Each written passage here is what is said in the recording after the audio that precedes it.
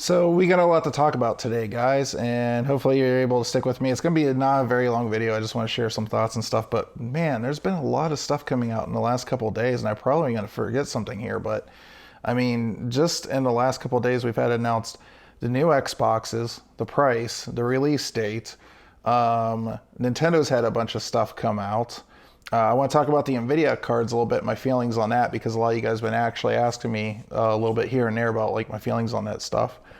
But first of all, that's like just are game companies losing their mind? Is it the COVID? I don't understand. Um, I went on Sony's website and they have, well, they call it a reservation, but you can get a reservation to possibly get a pre-order for a PlayStation 5. Is that not what is a pre-order not a reservation? I'm confused. It's like, is there monkeys over there like hitting each other in the head with hammers at Sony? I don't get that thought process. It's a little weird to me, but sure, whatever. But I can't really blame Sony because Sony is not the only one. So first of all, let's get into Nintendo stuff because that's really what I want to talk about. They first announced the 30th anniversary or 35th anniversary of Mario, and they've announced a new Game & Watch, which is something I really, really want, and I'm probably not going to get because they probably made 6 of them for the entire United States. I would probably order it on eBay in like a month for $6,000. I mean, it looks really cool. It's got Mario Brothers, Mario Brothers 2. It's an actual color screen. It's like a real portable, small thing. It's not like the original Super Mario Brothers release, which was cool. It was actually neat to see that little thing and how they kind of pulled it off on a static LCD display and everything. But this is something much different. It's got ball on it. Apparently, there's an alarm clock. I'm kind of curious. They're kind of saying it's like 8 hours of gameplay on one charge, and it's got a USB-C cable to recharge it, so it is a rechargeable battery.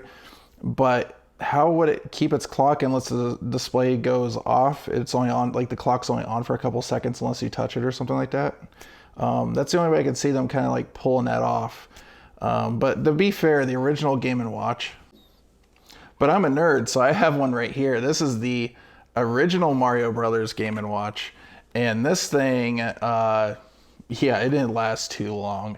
It was a LR44, 2 LR44 watch batteries, and it lasted like a day and a half. So you got like one wake-up call out of it, and that was about it. But if you'd like to try to get the Game & Watch, it's going to be November 13th when it comes out, and pre-orders are coming soon. That's all they're telling us. So I'd find like a site or something to put notifications so it shoots like a text message to you when it goes up, because I'm probably going to be at work when it happens. I'm probably on my phone like, hey, guys, I don't care that the building's on fire. I need to order my Game & Watch. Then they showed us that Super Mario 3D World's coming out. It does actually have some work done to it. The game's like sped up a little bit, and they added a whole new like campaign or content called Bowser's Fury. They're being kind of coy on that. Doesn't come out until February 12th, 2021. So not too far away, but a few months away. So I'm probably going to be picking that one up. I didn't have a Wii U, so everybody says that game's really good, so I'm looking forward to playing it. Also, they added online multiplayer, which it didn't have before, so it'll be cool to see if other people get it and be able to play with them online. Then if I was still a kid, I would absolutely love this. This looks really cool. It's Mario Kart Live Home Circuit, and what it is, it's a little RC Mario Kart car with either Mario or Luigi for right now. It's $100 for a kit. It's a little game. It goes into your Switch, and what it is, it's a remote control car with a camera on top of it that beams the image from the car to the Nintendo Switch. So you can actually set up like a little course in your living room and have it run around, and there's little like augmented reality players and stuff. Even the cart itself is augmented in reality. Is that the right term for it?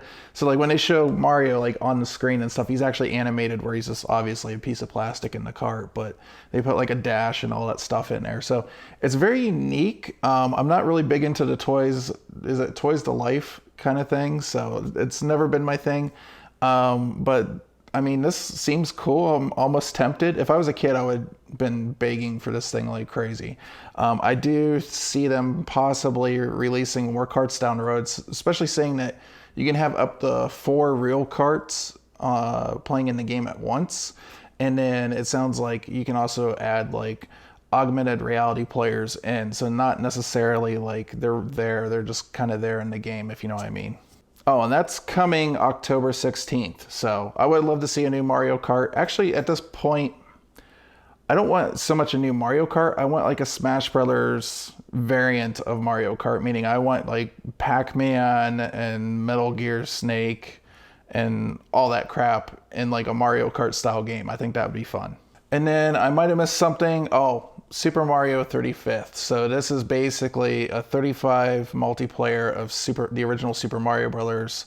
It's going to be free for people that have a Nintendo online service. You go up against 35 other people. You can fling, I think, enemies into their areas. You can fling people back to where you are, stuff like that. And you just try to progress and survive as you go through the entire original Super Mario Brothers game. So that sounds really interesting. It's made by the same people that did Tetris 99, and I really like that a lot. So I'm kind of intrigued to see how this is.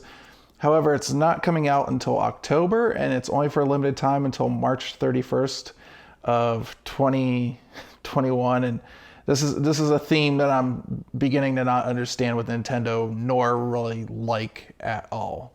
And lastly, Super Mario 3D All-Stars. This actually looks really cool. I'm looking forward to it. However, there is kind of a dark side to all this, and we'll get into that in a minute. But it comes with 3 games: Super Mario 64, Super Mario Sunshine from the GameCube, and Super Mario Galaxy.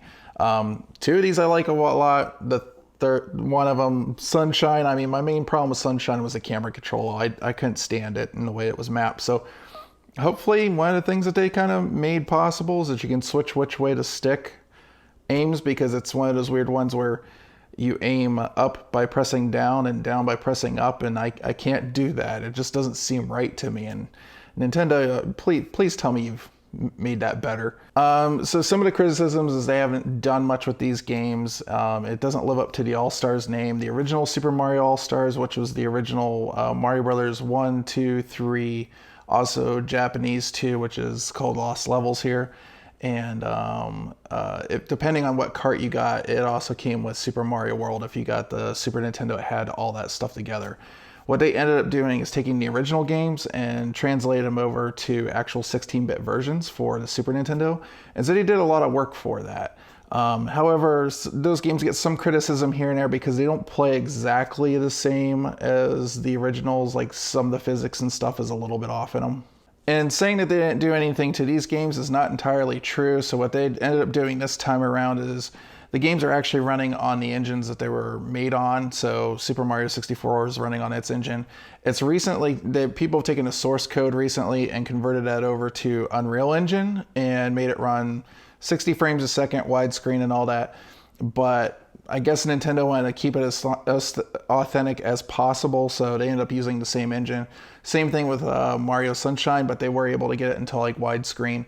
As far as like the changes between those two games, there's been massive changes in Mario 64 as far as the UI and some of the textures. Like some of the textures I saw like in the eyes and stuff are actually quite higher resolution than what they originally were. So they have done a little bit of work here and there to it, but it's still that 4x3, and both those games are still running 30 FPS. And I dug a little bit, and because they're using the game engines that they originally came out on, a lot of logic in those games was tied to the frame rate in that engine. So unfortunately they can't double it, otherwise the game would run double speed and they would have to do a complete conversion to a new engine.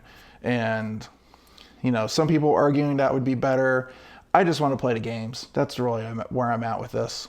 And Super Mario Galaxy, that is 60 FPS. Mario 64 is at 960 by 720, I believe, and it stays that way whether it's docked or handheld. The other games are 720 or 1080, basically. Because Mario Galaxy is running 60 FPS, maybe it like drops here and there. It does have a dynamic resolution where with Sunshine it's running at a solid 30, and so they just have it at a solid resolution the entire time.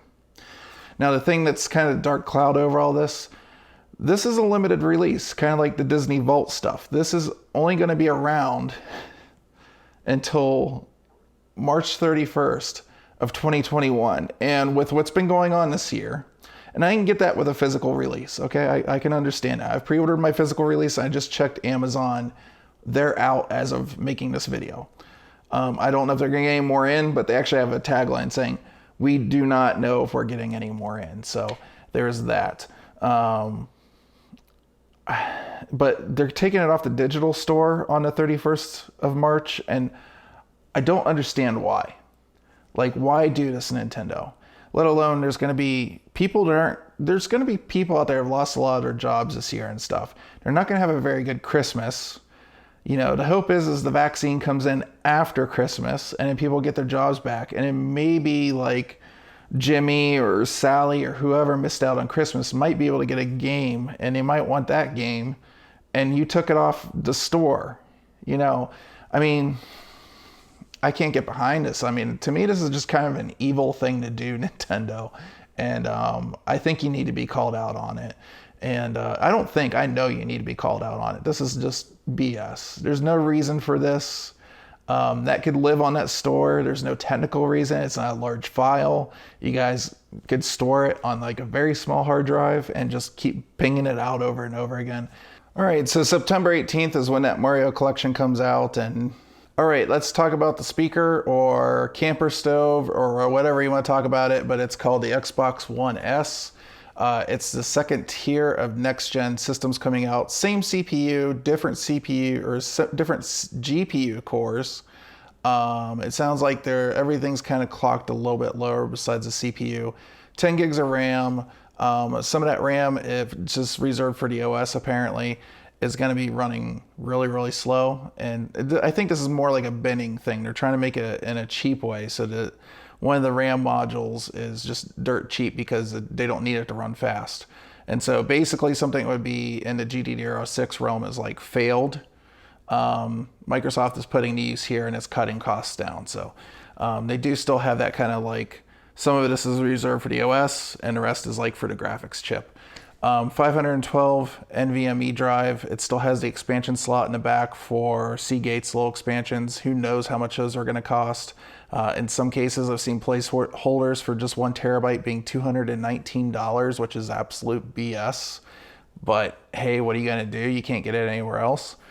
No optical drive, so that's what really kills it for me. If I'm being honest here, if it had an optical drive, I would buy this over an X. The Series S, we'll get into this a little bit with the graphics cards, but graphics matter to me to a certain point and they don't.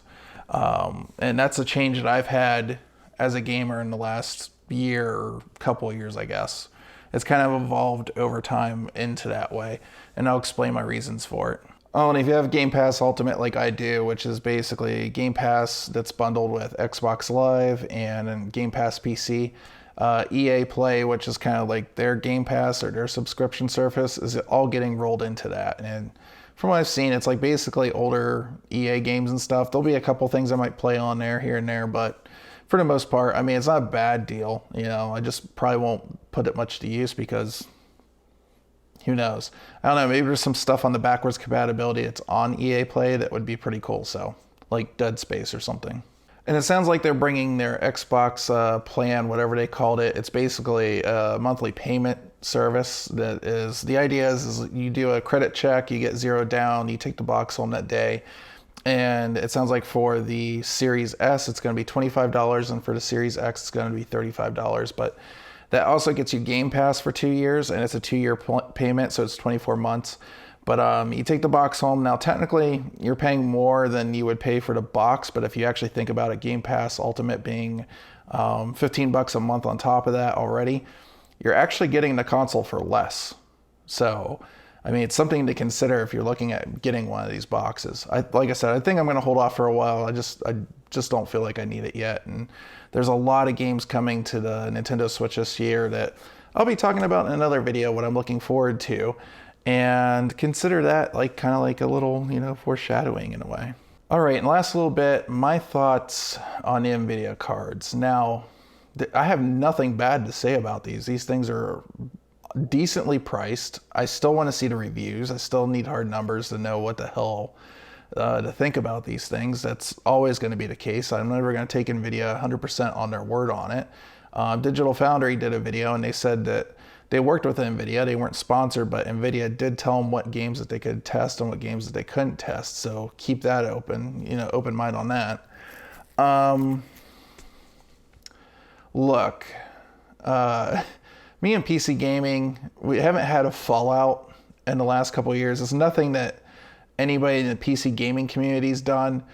It's more with my personal struggles in life and stuff like that. Let me explain and my thoughts on it. I understand that PC gaming brings people a lot of joy. It really does. For me, what brings me a lot of joy is the games themselves. Okay. So I'll put this video and the link down below. It's actually a brilliant video, and it was brought to my attention by another YouTube channel called Star Wars Theory. And I've always kind of known this for like at least the last year, but never really knew how to put it in words. And George Lucas put this into words brilliantly during a talk where he was getting like a award for like lifetime achievement or something like that. In life, the way he puts it, and it's a beautiful way to put it, in life there's two things, okay? There's joy and there's pleasure when it comes to like good feelings and stuff like that. With pleasure, you get a really nice like high off of it. You feel really, really good. But then next time you want to get that pleasure again, you have to keep doubling down over and over. It's kind of like taking a drug, and you have to keep on outdoing the next time to get it. But it doesn't last. And joy lasts. Joy isn't as high as pleasure, but it lasts. It's enduring. You're content with life. You're content with the way things are. And you find joy in what you're doing, and you find joy in the people that you're around and stuff like that. I feel like with PC gaming for me, it was the upgrading of the graphics card and going after the frame rates and all that, for me was more a pleasure thing. And I was always having to double down and always have to go better and better. And at a certain point I realized I didn't really care about all that. I cared about the games. And that's the part I enjoyed, okay? That's where my joy was coming from all the time. It was not upgrading graphics cards or the tech or the frame rate or any of that crap. It was playing the games.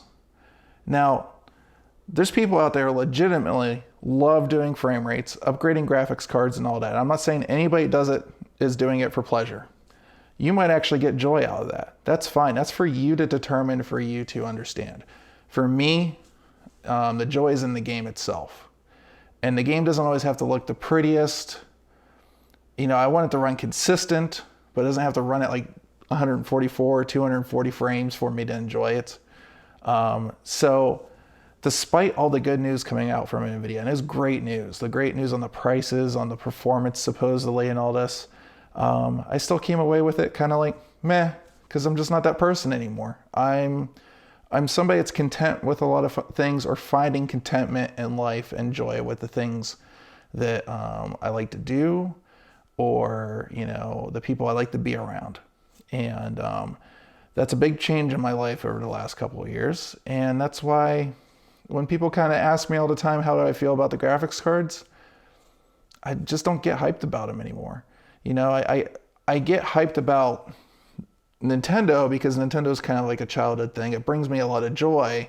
And so it's not so much the hardware, though. This time around, I think the hardware is really cool with what they did. And I still find hardware cool. I still find things like RetroPies and networking gear really cool and stuff like that and interesting. But as far as like the graphics stuff, like I just played games with my PC friends the other day. We played Among Us. That's not a hard game to run, So I have a RTX 2070 I got a little while ago, and I'm happy with it. It renders video like a beast, and my PC is pretty much an encoding machine now. So that's where I'm at with that stuff. I'm actually just, and it's not like, don't feel bad for me that I've kind of turned the corner that way. I'm really enjoying this part of my life. I'm really enjoying it, and I'm enjoying just sitting down and playing games and relaxing and making YouTube videos and stuff like that. And so that's how I kind of feel about it. If I'm being honest, it was kind of meh to me. And it will always be just kind of meh, because like pushing the envelope of frame rate and all that stuff, as much as, of course I want them to do it, but I just don't feel like pushing the envelope or RTX. It takes years for that stuff to pan out into a game. And so I don't ever feel like I'm actually in a rush for it. It's like, I'll let you guys go out there and you guys be in a rush for it. And I'll catch up to you why I'm just finding joy out of my games. I guess, I don't know. I didn't mean that to come off in any kind of like bad way, but that's honestly how I feel. All right, so that video probably turned out a little bit longer than I wanted it to, but if you liked it, please give me a thumbs up, leave a comment down below. Let me tell you, if you want to interject and tell me what joy you find in upgrading graphics cards and all that stuff, by all means, check out that video. I thought it was pretty cool, of a pretty good life advice from George Lucas. And yeah, it's just really strange because I've been thinking about this a lot for a couple years now, and he had it put into words perfectly for me. So the guy knows what he's talking about. Yeah, and I will see you guys in the next video. All right, you guys have a great one. Bye.